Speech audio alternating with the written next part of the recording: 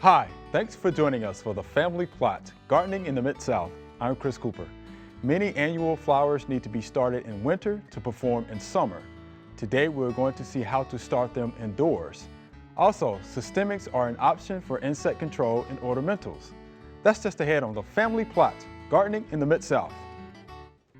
Production funding for the Family Plot, Gardening in the Mid-South is provided by the WKNO Production Fund, the WKNO Endowment Fund, and by viewers like you. Thank you.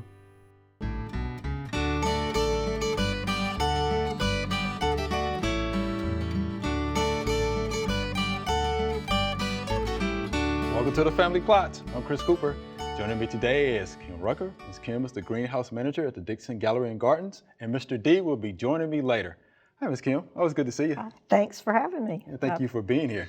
We're going to talk about your favorite subject. Yes. Right? We're going growing to talk about cut flowers. Growing cut flowers. Yes. From seed. From seed. All right, so get us started. Okay. This time of year is good for planning. All your catalogs are coming in, or people are inside and they're thinking of what we're going to do. They're ready to get out. So if you decide you want to have a cut flower garden, it's very easy to do to me. Anyway, but it's not that much different from growing anything else from seed. You still need to do your planning, and looking at your seed package will give you a lot of information about growing conditions. If you want to start them indoors, you usually back up from your frost date, and usually it's 6 to 8 weeks. Some cut flower crops take a long time, so it's good to get that head start. Once you've decided on which flowers you want, you may have a particular color palette that you want, all pinks and purples, and you kind of make your plan. You order your seed. When you order your seed, you also need to order some supplies or find them at your nearest box store. When starting seeds, I think it's a real good idea to use the specialized mixes they have. They have a germinating mix is what it's called, and it's a much finer texture. It's easier for the little roots to get in. They usually have put an additive in there. That's a surfactant, so it helps it absorb the water. They're always peat-based, and they're sterile, which is another good thing. You're starting with a clean slate. You don't want to use garden soil.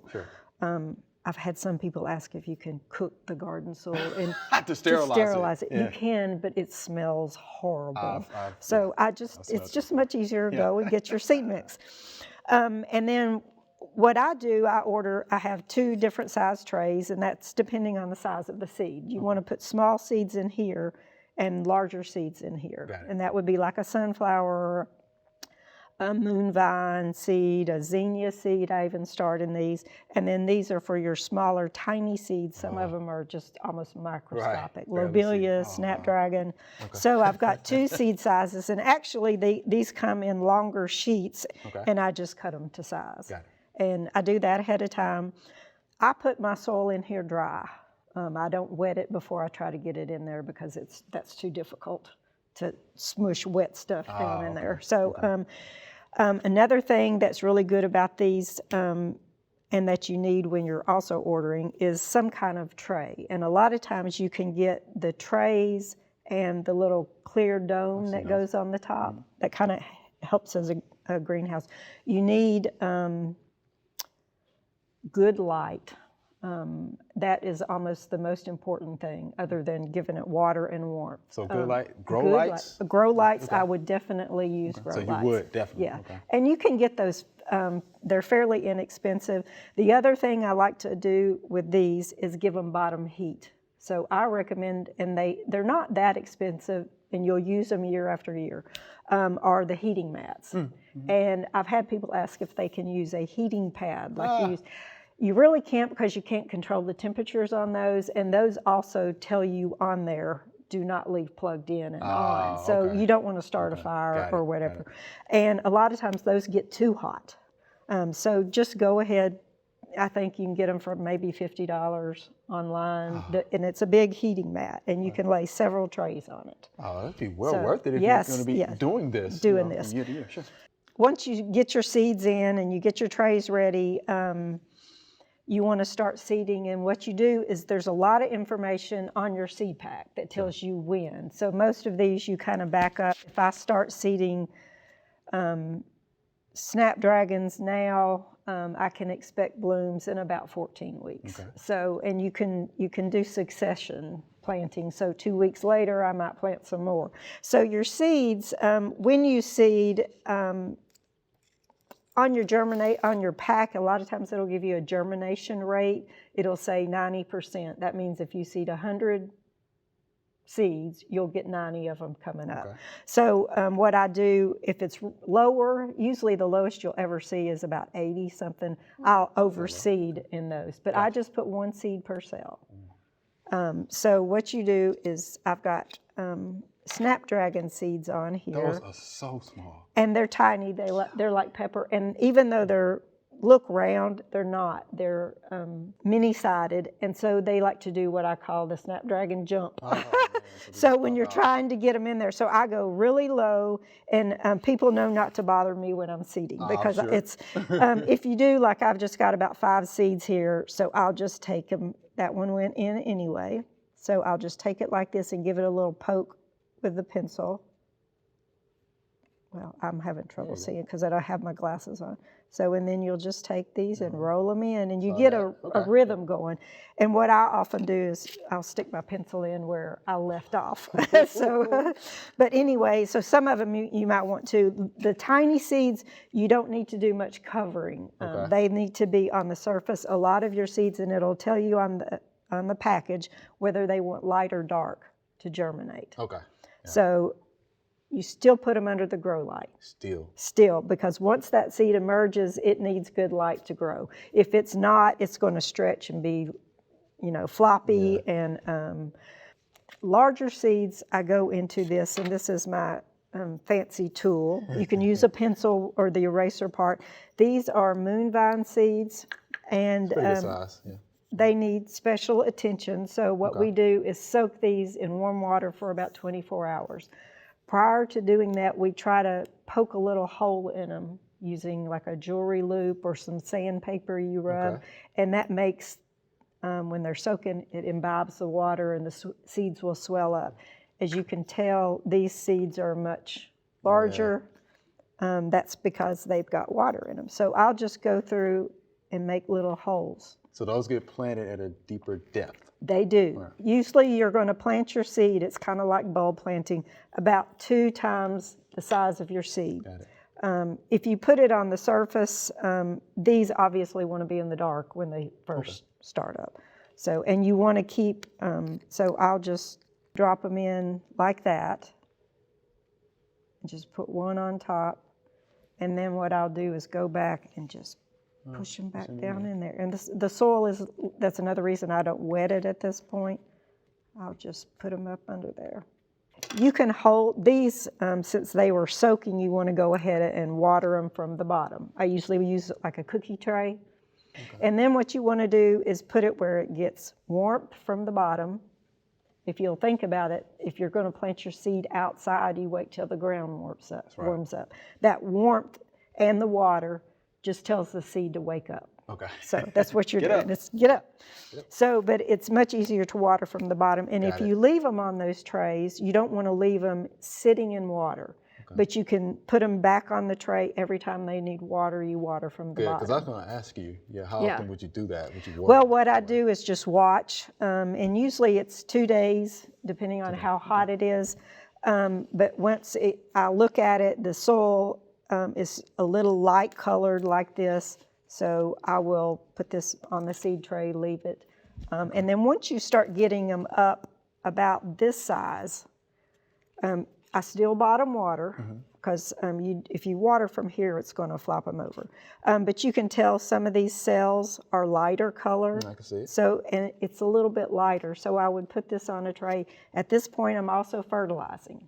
Okay, so what do you use? I use soluble fertilizer that you put in water. Okay. It's usually going to be an all-purpose, probably like a 20-10-20 or something, but it's I don't use Osmocote or anything. And how often would you fertilize them then? I fertilize once a week. Once a week? Once a week. The rest of the time they just get water. Gotcha. I start fertilizing about the true leaf stage. So they've used up their reserve in the seed. So at that point, I want to start fertilizing. I use half strength. And then once they fill out this cell, I will bump them up. Okay. And this is what a bumped That's up. the bump up. That's Okay. the bump up. And what you do is you will take a tool and get them out of here and transfer them to another plant. I rarely take a plant from a cell this size and plant it directly outside. Okay. It's still too tender at that point. Okay. So if I'm going to plant this in the garden and I've already pinched it off, what I'll do at this point is move it outside. Maybe not today, okay. But once the days start warming up a little bit, and they can take colder temperatures, and sometimes you even move them out and move them back in or cover them with frost cloth. Okay. But you want to harden them off before you stick them in the ground. Important. So important. And a lot of times this is a plant with more of a tap root. And so I will plant it at the same level, maybe a little bit higher. If the plant has a crown, like this is a digitalis, okay. Foxglove, you want to plant it at the same level. Right. So these are both pretty much, this is about the stage I like to move them outside and put them in the ground. We could tell you really love doing this. We could tell. Yes, we yes, appreciate I do. it. We appreciate it so much, and of course your demonstration, so thank you much. You are very welcome.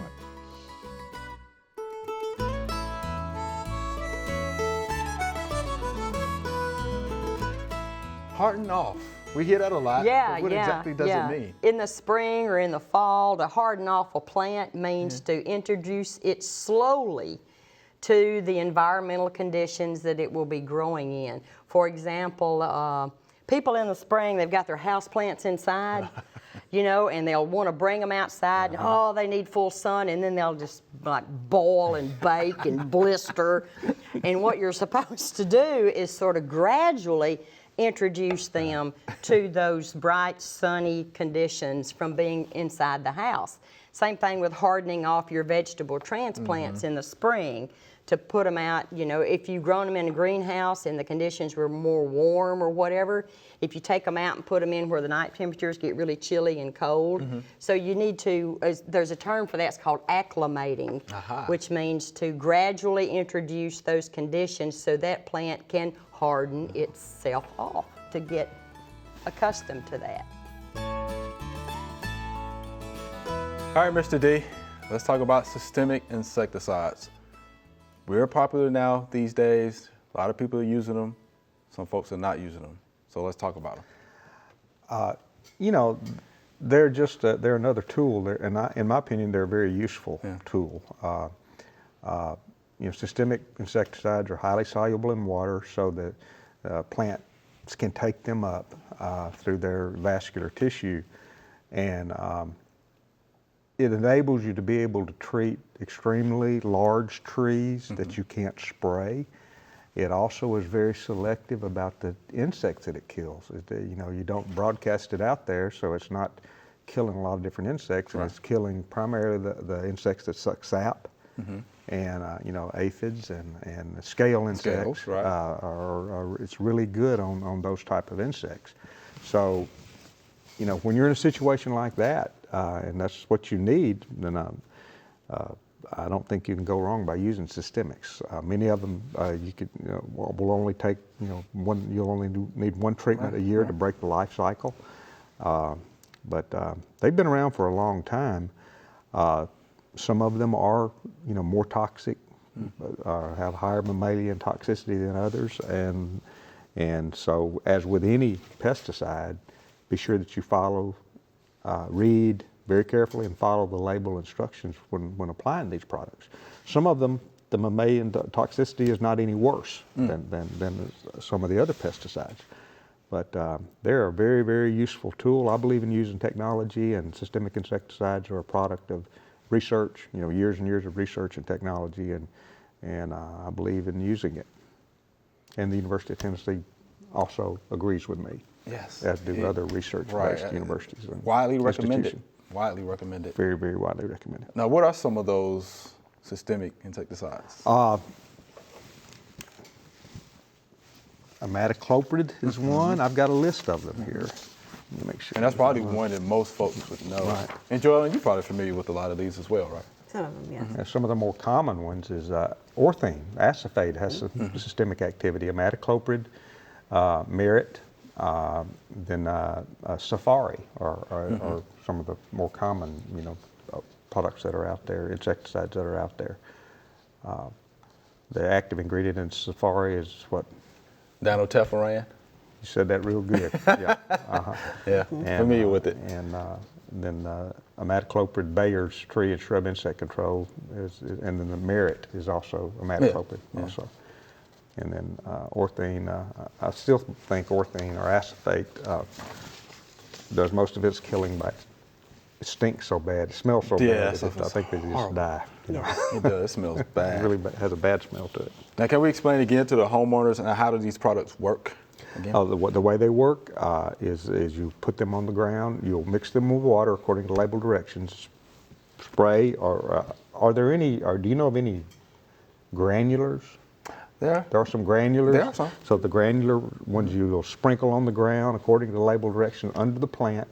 When it rains or when you water it, they are readily water soluble, so they dissolve in water, and the roots then take the product up and it goes through the vascular system, and then it's in the sap. That insecticide is in the sap of the plant, and you're good. The things you need to be careful about using these under, and again, it's not going to be on a label, but if you're using them on tree fruits and tree nuts that we eat, right. You wouldn't want to do that. There are some products within the commercial pecan industry, systemics, that are labeled for use in pecans. However, they'll tell you not to use that product after August 1st or something like that, and that way, because of that, that product is completely gone by harvest time. So, you've got harvest withdrawal on those kind of products. But again, be careful if you have fruit trees and fruit plants around where you're putting these products. You need to be very careful with that. But they work really well. The plant takes it up. You need to make sure that if it's raining, if you've got a rain event or getting plenty of rain, then you don't have to do a lot of watering. But if you put it out there and you're not getting any rain, then you do need to irrigate. You need to water them in to make sure. Right. But the label will tell you that. Yeah, the label will tell you that. The label will tell you. You can definitely do that. Just read the label. And the Bayer product, comes in a liquid or granulated form. Both ways. Both ways. Yeah. And I've actually used both. Yeah, either one works. They work. Either one works. Well, since we're talking about systemics, are there any systemic fungicides that you may know about? Some of the newer fungicides have some systemic activity, and we used to say, always as a young extension agent, we learned that fungicides were preventative in nature. They were that's protective right. treatment, and you had to have it out there. When the spore landed on the plant, it had to land on some fungicide and die. And if you didn't have that, it wouldn't work. But some of the newer fungicides out there do have some kickback activity, some systemic activity. It'll move. Some of them only move within the leaf.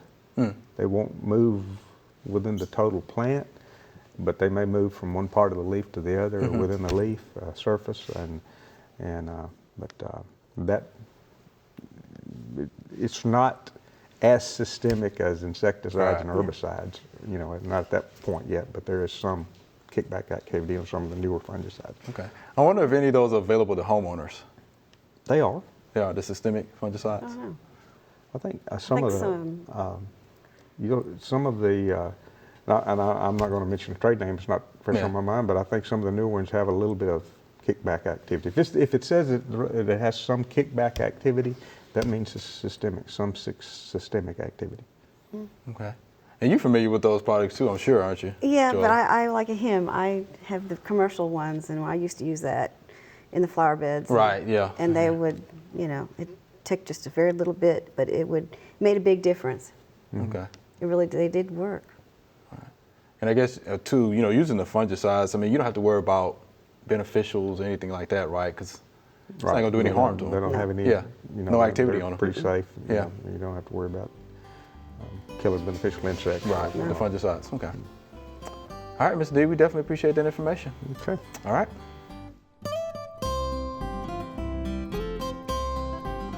These these are some snapdragons that I am going to move up because they've been in these little seed trays for about 8 weeks.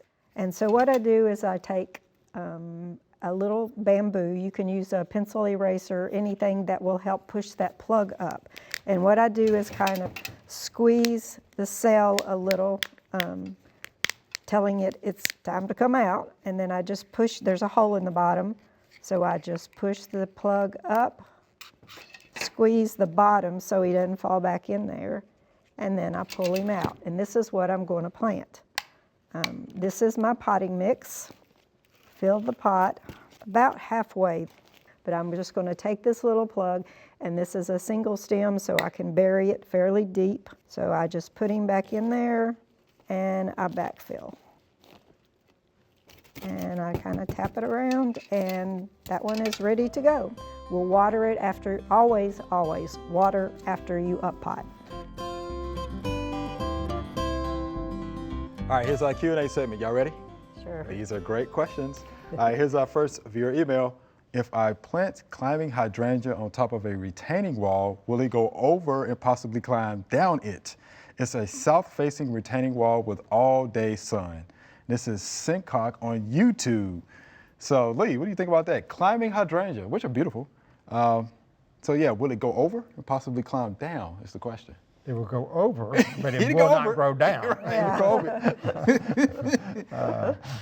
Because your plants are geotropic, they're going to grow up in Yeah. sun. That's Right. a natural. Right, it's natural, yeah, especially in all-day sun. Right.